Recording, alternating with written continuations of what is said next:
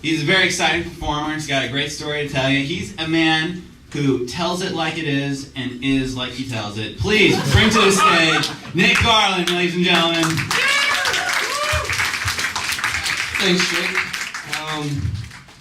I think for just the idea of a mortal enemy, it really has to be something that is just inescapable.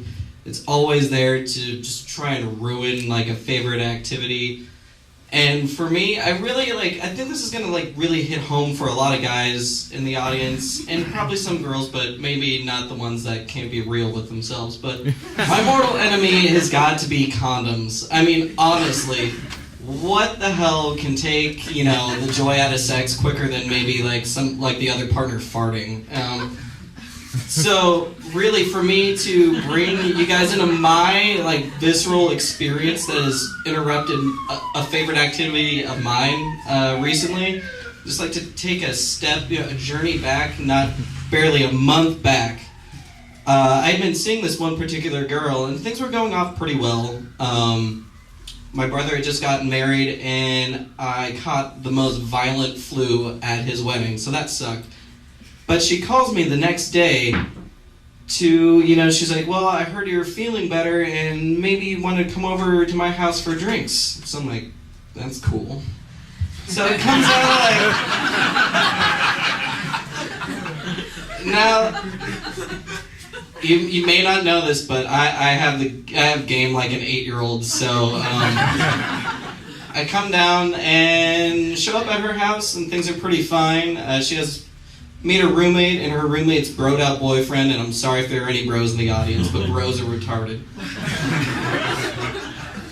And I come to the realization that not only is her roommate a girl, but they're actually bedmates, so bonus. And I really have the most retarded luck in the world, so we wind up having a few drinks and I get led back to her bedroom, and we had both at this point been pretty drunk, her quite a good bit more than I, unbeknownst to me, and there was a pre-party that I wasn't invited to, and clothes start coming off and we start going at it, and then halfway through she's like, well, wait, we need a condom, and I'm like, oh, didn't really think I was gonna get this far.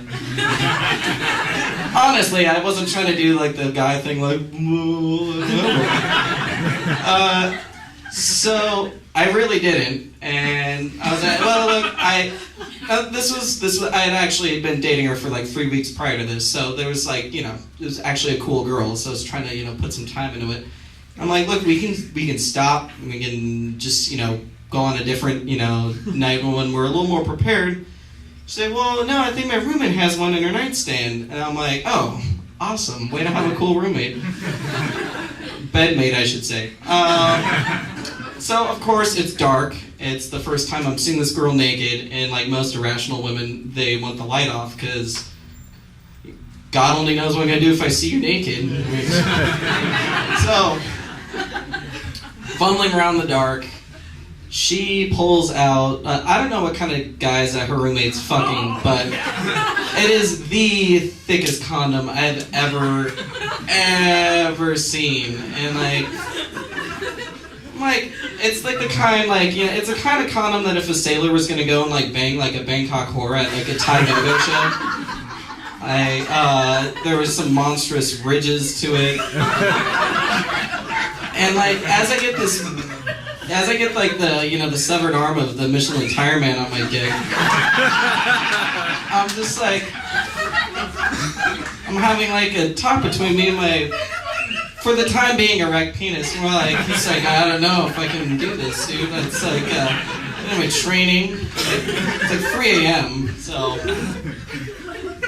I give it a go, and I'm like, this is gonna be okay, right? I can will this. I mean, I can't feel myself with a sensory deprivation chamber on my cock, but... And, yeah, seriously, my erection's fading like Michael J. Fox in Back to the Future. I'm just so...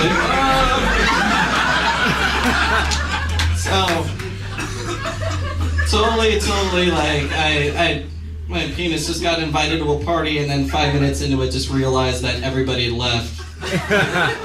So, as drunk as she is, she like notices, and she's like, "Oh, well, is something wrong with me?" Which is the most retarded. Like it's so irrational. I'm like, "No, you just put this, monstrosity on my penis, and like I can't go." Like, I said it in much nicer terms because I'm like, I'm telling you guys, exactly what was going on in my internal monologue, but I'm not that big of a dick. So I'm like, well, we can just try this another time when I have like a normal human condom, and it's cool.